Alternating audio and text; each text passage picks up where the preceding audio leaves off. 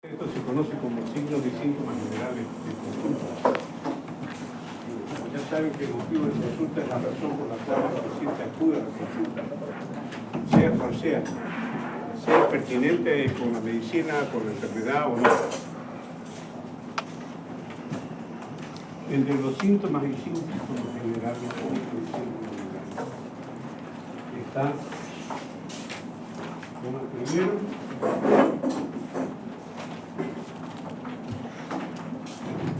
que se refieren a las causas más comunes y que se presentan en muchas enfermedades y son motivos por los cuales el paciente acude a la consulta.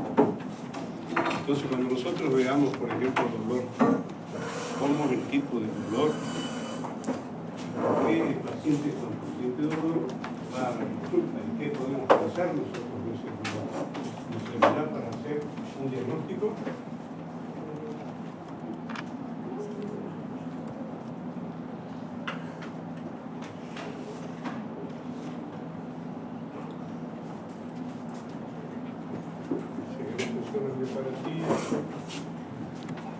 El primero, como dice ahí, es el dolor. El dolor es quizás el síntoma más frecuente porque se presenta en casi todas las enfermedades. En algún momento del transcurso de la enfermedad, ya sea su inicio, al medio, al final, aparece el dolor.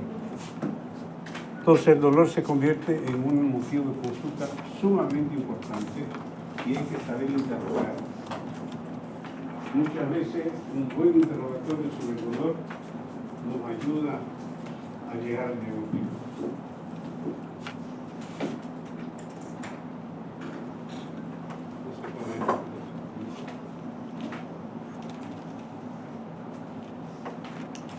Segundo, tenemos disnea. Disnea significa sensación de falta de aire. Es una sensación. El dolor también es una sensación. Ambos los dos son síntomas.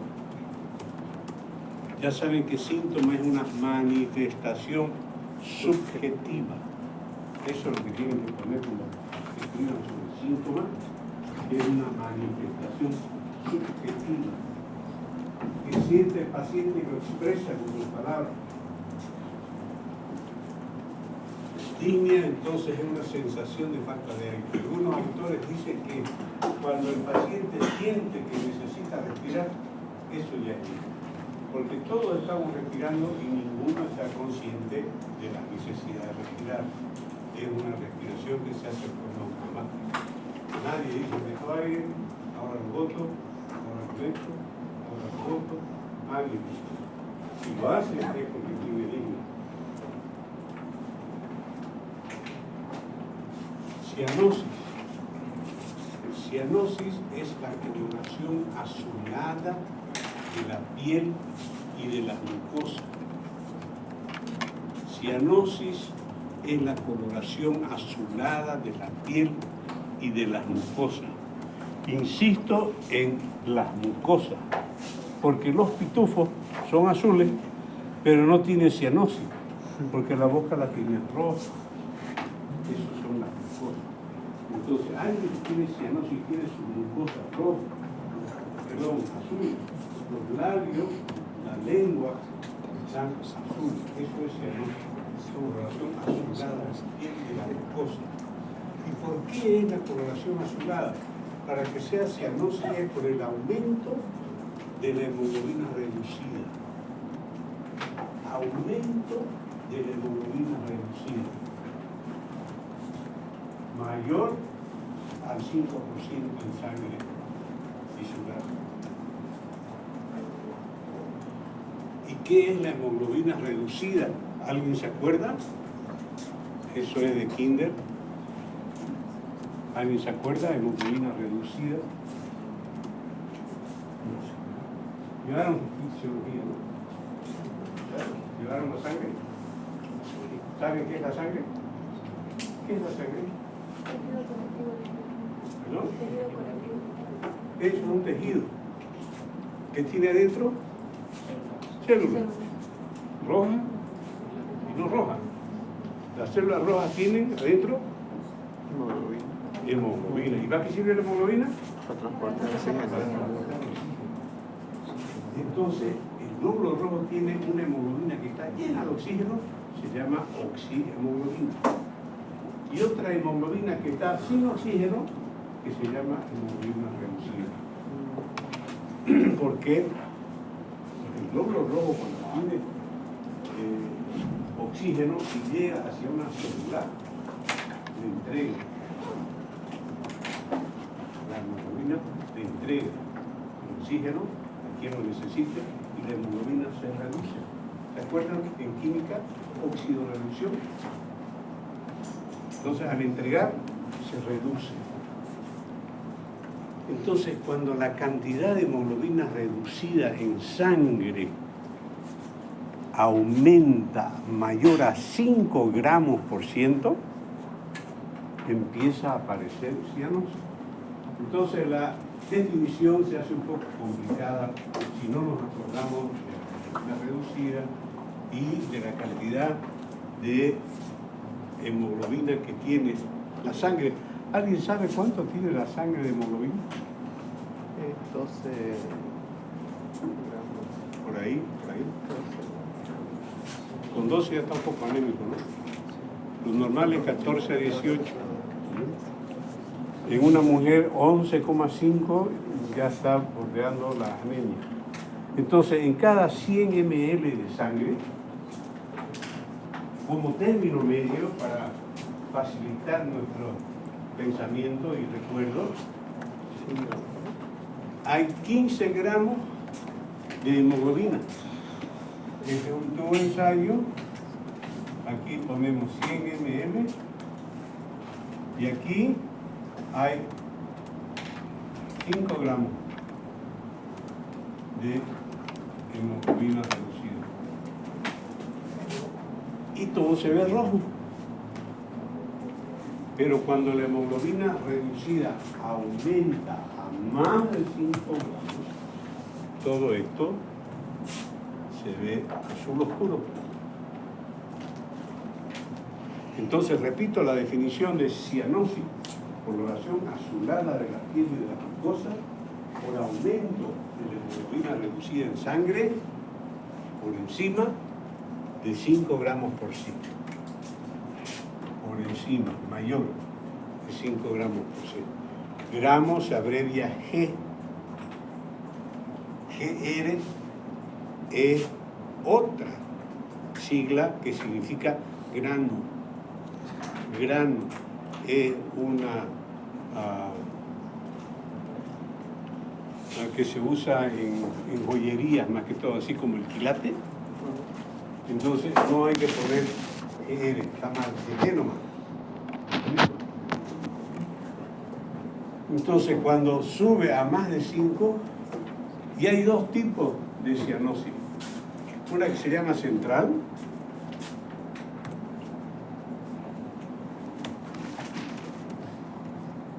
y otra que se llama periférica. La periférica está aquí, en la periferia. Pero también las orejas son la periferia. La punta de la nariz, los labios. Entonces hay una cianosis que es periférica, que se caracteriza porque el extremo está azul, solamente el extremo. Le vemos la lengua es central, la lengua está roja.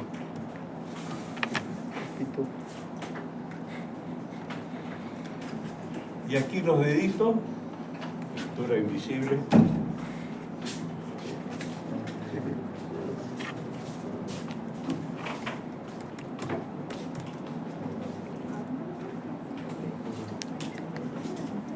Los deditos están azules. Esa es cianosis periférica.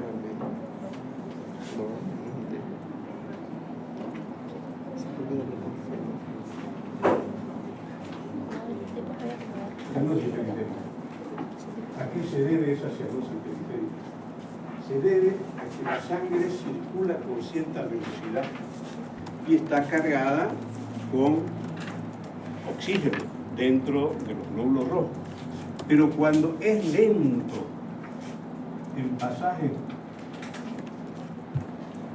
por aquí es lento, la sangre pasa muy lentamente, entonces tiene tiempo a deshacerse de demasiado oxígeno, cosa que cuando llega al final ya es mayor a 5 gramos por ciento de hemoglobina reducida. Entonces la causa de la cianosis periférica es el envejecimiento del flujo sanguíneo. ¿Alguna vez han estado ustedes en la piscina, hace un poquito de frío y el niño no se quiere salir? La mamá le dice ya tener la jeta morada. ¿Por qué eso?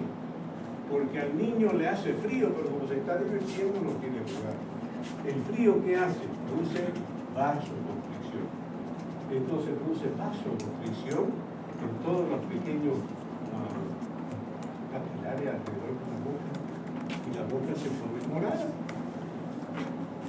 Y a veces también la nariz. Pero le ponen una toalla, lo secan, se vasodilatan otra vez, esos vasos estaban apretados y otra vez vuelven a la normal. Y después hay otra que se llama cianosis central.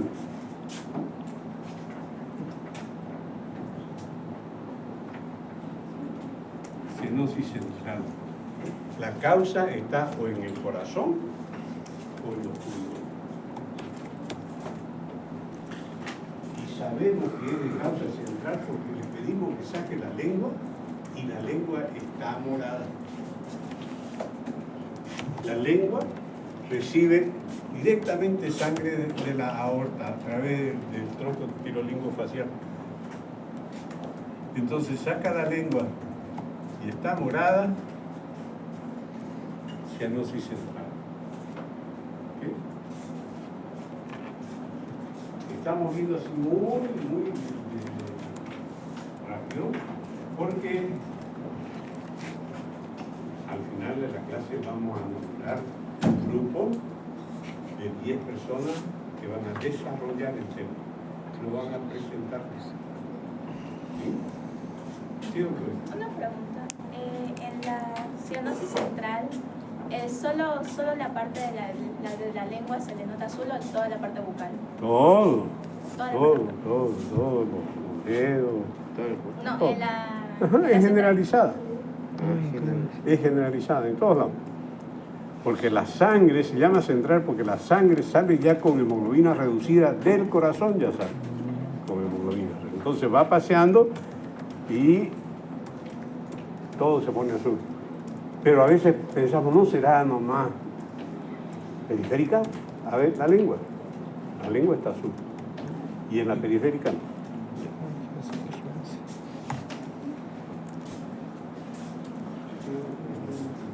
Edema. ¿Qué significa edema? Edema se define como edema al acúmulo de líquido en el espacio intersticial. Para eso hay que acordarse cuál es el espacio intersticial. ¿Alguien sabe cuál es el espacio intersticial? Ahora nos preguntaron a todos los docentes, no solamente a mí, a todos los docentes, ¿qué nivel tienen sus alumnos? ¿Regular, malo, bueno? Yo le puse bueno y creo que me quedo repitiendo. ¿Qué cantidad de alumnos necesitan que usted les dé apoyo? Le puse 10%, debía haberle puesto 99%. Pero así es la vida. Edema, acúmulo de líquido del espacio intersticial. ¿Cuál es el espacio intersticial? Resulta que hay células en todos los tejidos. Las células forman tejidos cuando las células son iguales. Y después cuando hay varios tejidos que trabajan juntos se llama órgano. Y cuando hay órganos que trabajan juntos se llama sistema. Entonces, aquí hay un capilar que saca agua de un extremo y mete agua en el otro extremo. Por cuestiones de... ¿Alguien sabe por qué? Eso es fisiología básica de kinder.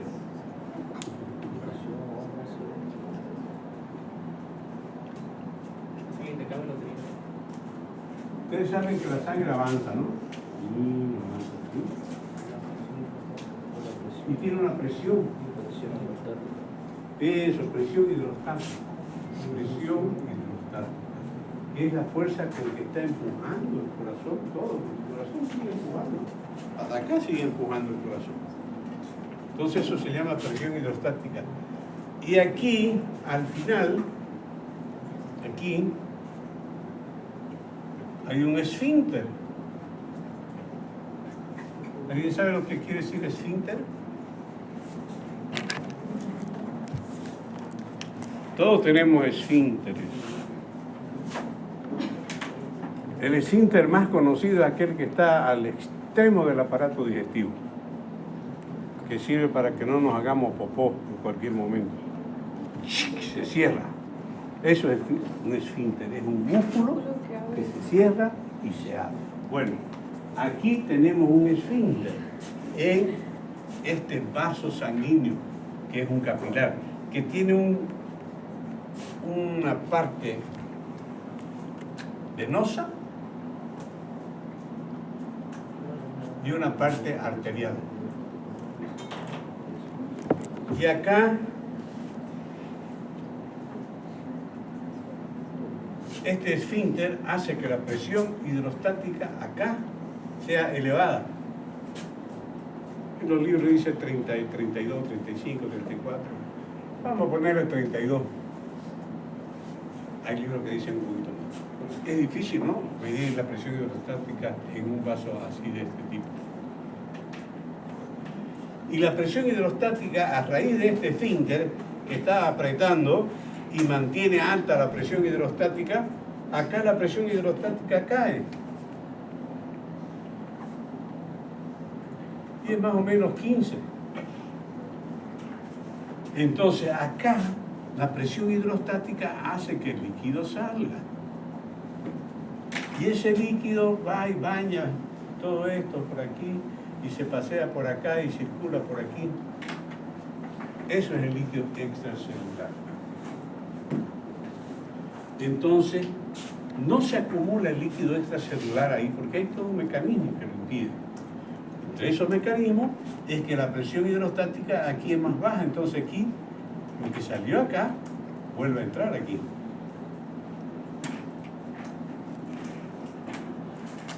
Y hay otra presión importantísima que tienen que acordarse. Hay más, pero le voy a nombrar las dos más importantes, que es la presión oncótica. ¿Alguien se acuerda qué es la presión oncótica? Es la presión que ejerce las proteínas para que el agua se mantenga dentro de los átomos. Bien, 99,9. Bien, doctora, eso es la presión hidrostática. Entonces quiere decir que aquí adentro hay proteínas. La proteína más importante es la albúmina. Esa es la proteína más importante que está dentro de los vasos. Y eso retiene líquido. Y acá la fuerza que tiene para retener líquido es de 25. ¿25 qué? Me había olvidado de darle ¿qué? Milímetros de mercurio. Milímetro, mm chiquitita y H grande, porque Hg es un símbolo internacional de la química. Se debe escribir igual en todo el mundo, Hg. Nunca se le ocurra poner H con símbolo. Entonces aquí es 25, 32 menos 25, saquen su calculadora. Menos 7. ¿Cuánto es? Saquen la calculadora. Menos 7. Ya, los médicos no sirven a sumar, restar, nada. Menos 7. Menos 7. Entonces aquí hay una presión de salida de 7. Y acá está en 15, algunos libros dicen 17, no importa tanto. La presión oncótica sigue siendo 25 porque no hubo por qué cambie. Las mismas moléculas de proteína, albúmina, pasaron por el esfínter y son las mismas las que hay acá. Entonces sigue 25 y aquí 27, 25 menos 15, aquí digamos sería más 10. Entonces, la capacidad es de meter. Eso es lo normal. Y por si alguna no puede entrar, aquí más abajito está otro esfínter, pero esfínter linfático, que se encarga de meter las partes más grandes de grasa, resto de célula, y se va por ahí. Entonces todo eso se mantiene limpio debido a ese mecanismo. Entonces, para que aparezca un edema, necesitamos o que esto baje, o que esto baje, o que esto suba. Esas son las causas. Por ejemplo, un pH que disminuye por una insuficiencia cardíaca. El corazón no está bombeando bien, entonces la presión baja y capaz que se equivale con esta, entonces empieza a acumular líquido. Y hay, en la definición de edema, hay edema generalizado, como lo dice su nombre, adentro todo el cuerpo. Edema segmentario, en una parte del cuerpo, puede ser en un brazo solamente. Y edema localizado, en un dedo, por decir. El dedo con un martillo y un dedo. Entonces, todo eso, al que le toque, lo tiene que aplicar al que le toque el edema.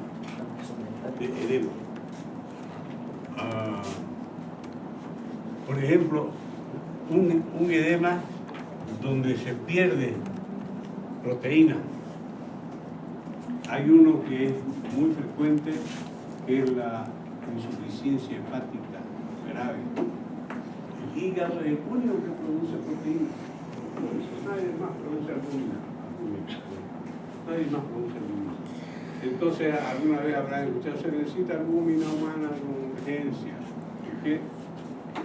Hay que meter la albúmina humana para recuperar y que no se ahogue en sus propios líquidos.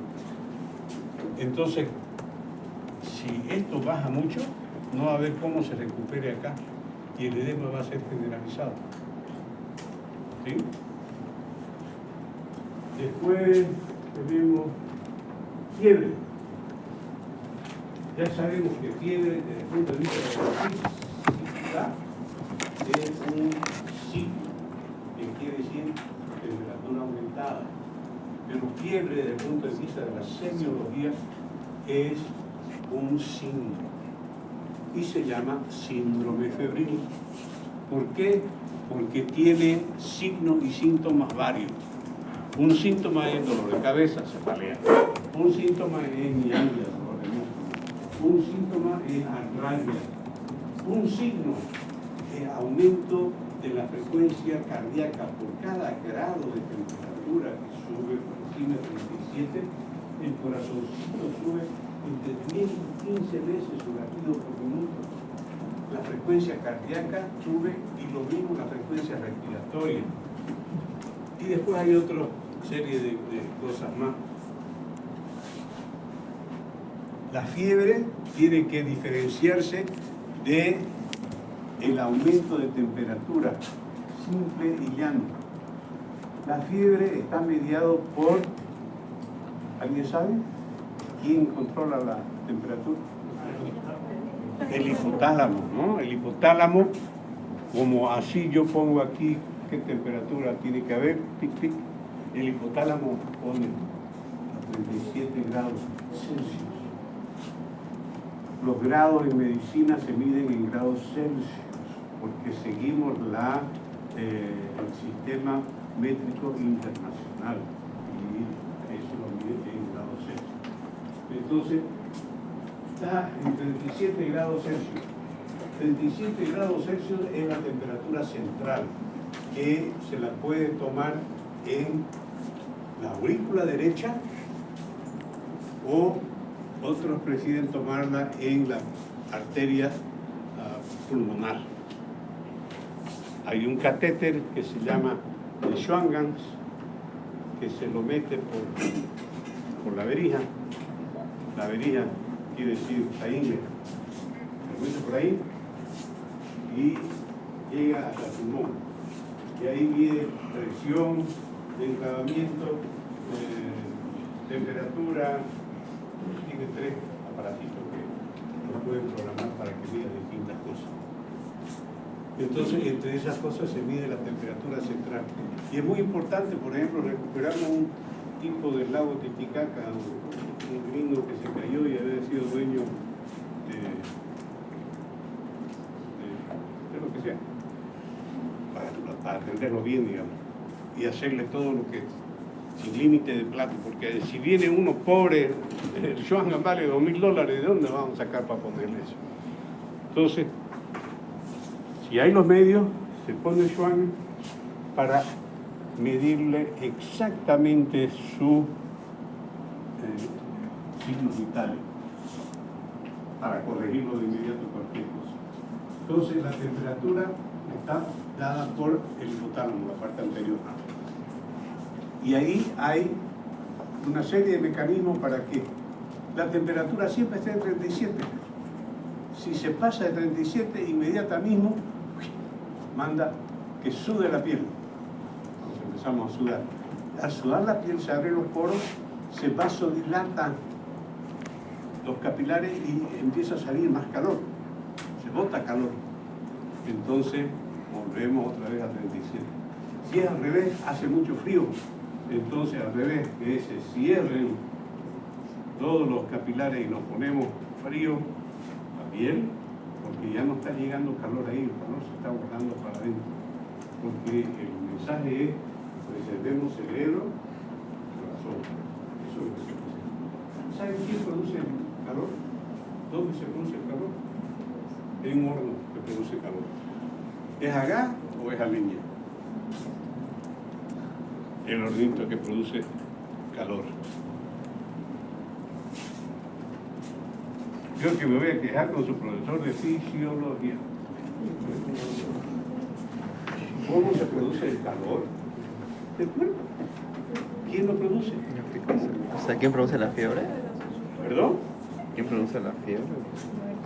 ¿Calor? No estoy preguntando la fiebre del calor. Común y corriente.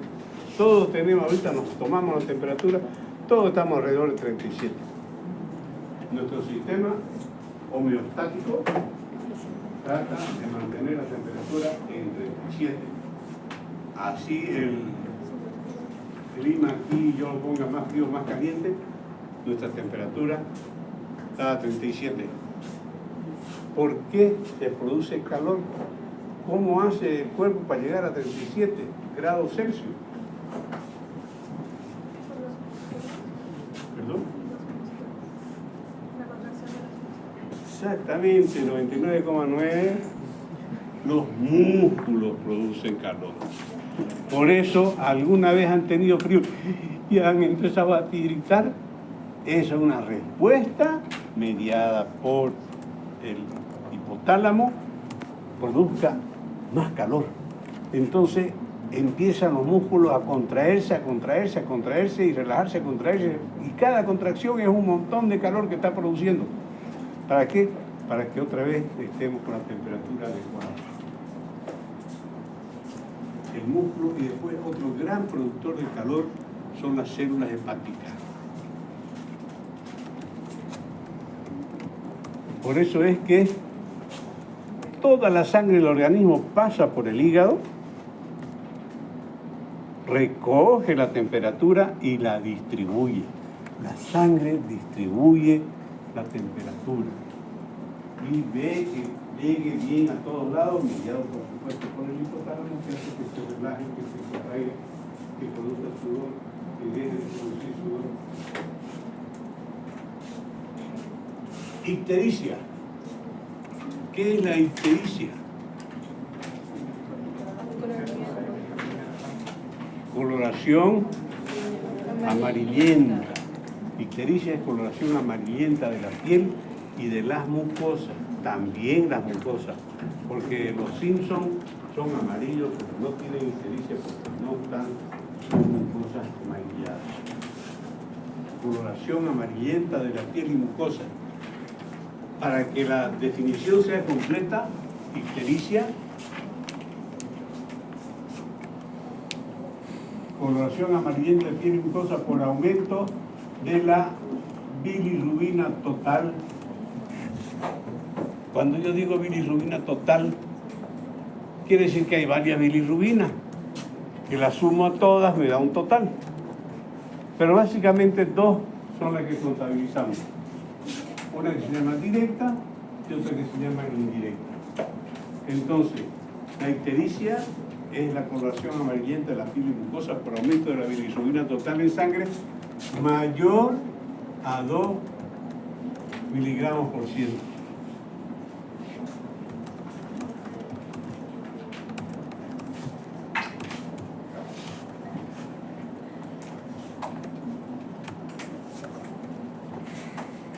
¿Y de dónde viene la bilirrubina?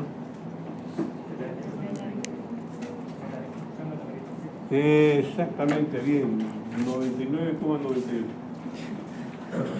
De la destrucción de los eritrocitos. También vienen de otros lados por eritropoiesis imperfecta, porque no se formaron bien los eritrocitos, porque algunos se escaparon, etc. Pero la gran mayoría viene por destrucción de los eritrocitos o glóbulos rojos. Los glóbulos rojos tienen un promedio de vida de ¿cuánto? 120 días. 120 días. Al cabo de los cuales se produce un fenómeno. Es un fenómeno, porque normalmente cuando algo se muere dentro del cuerpo se pudre y hay una necrosis. Pero en esta ocasión no hay necrosis. Eso se llama, ¿se acuerdan cómo se llama? El suicidio programado. Apoptosis, hay una apoptosis. Y en este caso se llama hemocatéresis. Hay una hemocatéresis que destruye el glóbulo rojo viejito o deformadito ya y lo separa en lo que sirve y en lo que no sirve. Lo que sirve lo manda de vuelta para hacer más glóbulos rojos y lo que no sirve es el N de la globina, ¿no? Hemoglobina. Esto es lo que no sirve. La globina sirve para hacer más, pero el N o el N, como lo ponen algunos, eso es altamente tóxico y tiene que ser eliminado del organismo. ¿Y cómo lo hace? Lo elimina a través del hígado, incorporándolo a la bilis.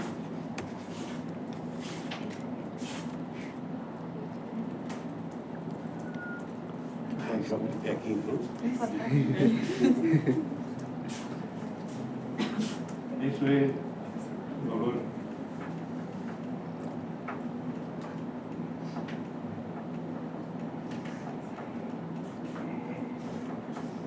Bueno, entonces el M pasa a la sangre. Tenemos un glóbulo rojo de 120 días por hemocatéresis.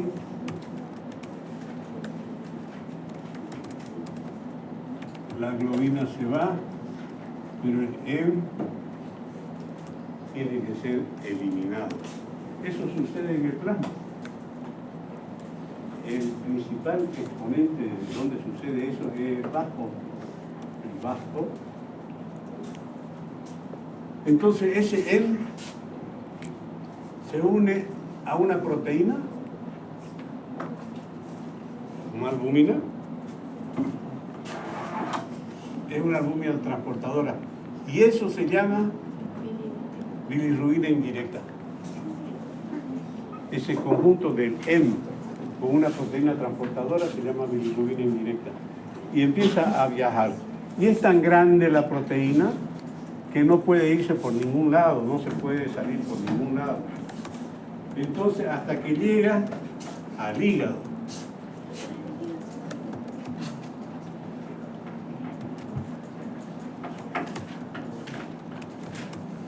Y en las células hepáticas, aquí llega esta bilirrubina indirecta, que ya saben que es el M con una albúmina, con una proteína transportadora.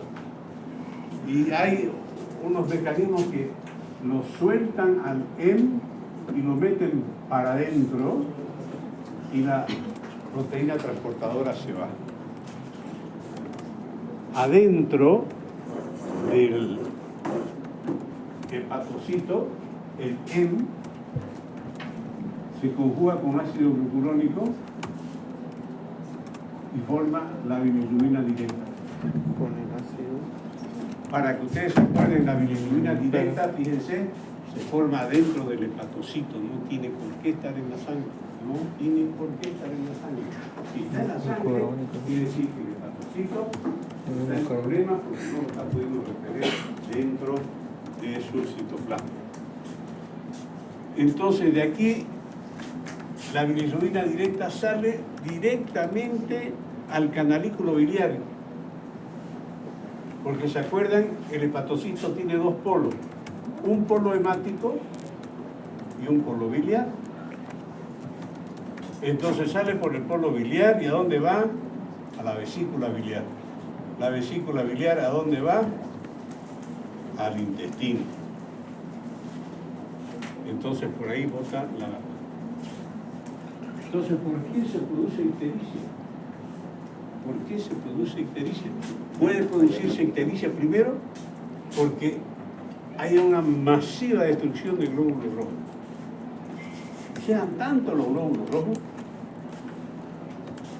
tanto con proteínas circulando que el paciente se ve amarillo. Ese tipo de ictericia se llama ictericia flavínica. Flavus quiere decir blanco. Se llama flavínica porque el paciente está pálido porque está perdiendo glóbulos rojos, está haciendo anemia. Porque sus glóbulos rojos se están destruyendo. Y sobre ese fondo pálido viene el color amarillo y parece un limón camba. Cuando está uno por exprimirlo, el limoncito camba tiene ese color verde amarillento. Así está ese señor, con problemas sanguíneos. Este que está con problemas sanguíneos tiene muy elevado la bilirrubina indirecta. Y todo eso, como todo lo demás está normal, viene por aquí, sale por acá, la bilirrubina directa y el que le da el color marrón a la materia fecal. Color marrón, entonces el popó sale marrón oscuro. Y esto de aquí se va al riñón, se elimina por el riñón y da un color oscuro.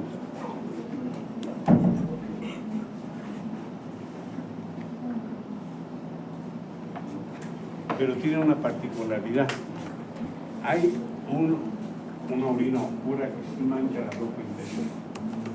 Y hay otra orina oscura que no mancha la ropa. Y esta no mancha la ropa interior. Y es una pregunta que hay que hacerle a un paciente que está pálido, que está amarillo y pálido. Le preguntamos cómo está el pipí, oscuro. Cómo está el popó, oscuro, bien oscuro. ¿Mancha la ropa interior? No mancha. Entonces ahí estamos seguros de que es una ictericia por destrucción de glóbulos rojos. Flavínica. La otra ictericia es ya por problema hepático.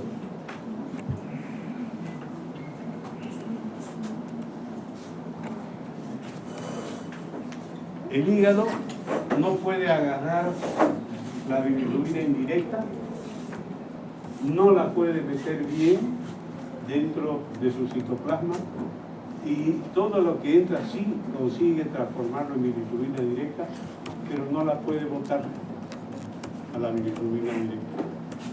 Entonces, ¿qué le pasa al hepatocito? Como no lo puede botar, hay tanta bilirrubina directa dentro que revienta. Y sale al plasma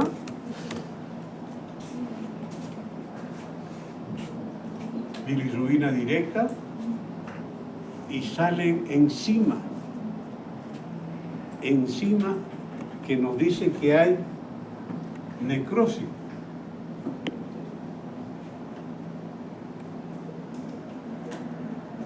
Eso se puede dosar. Se llaman transaminasa.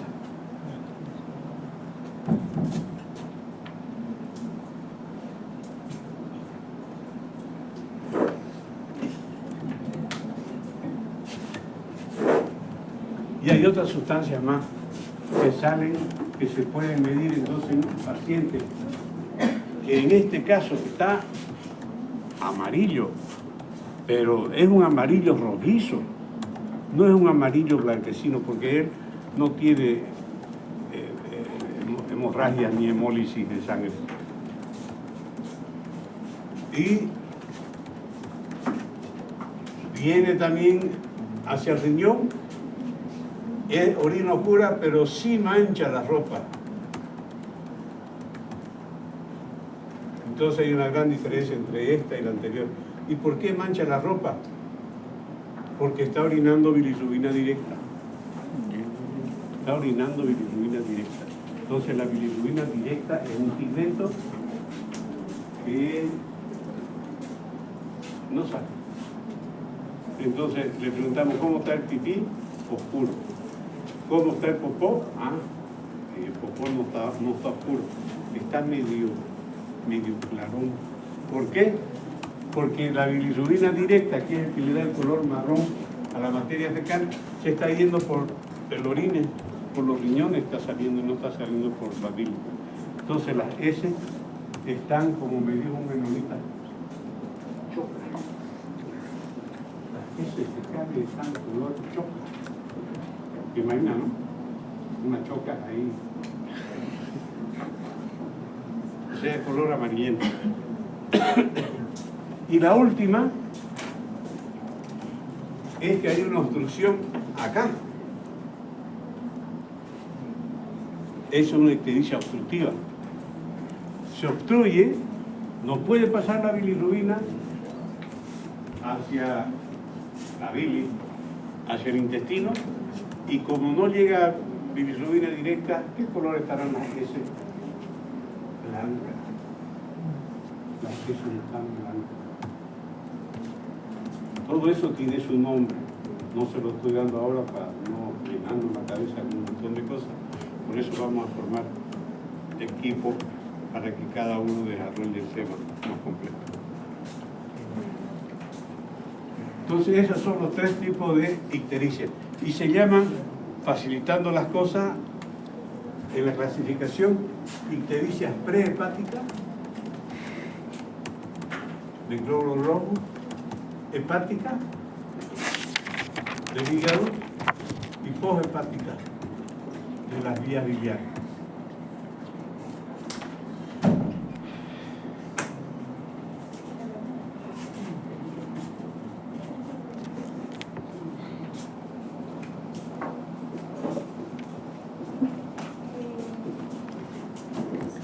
Hepática, hígado, poshepática, vías biliares.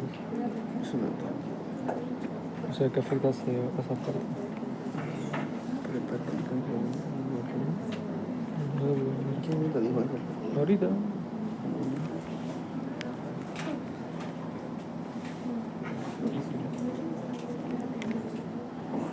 Astenia. ¿Qué significa astenia? Falta de fuerza.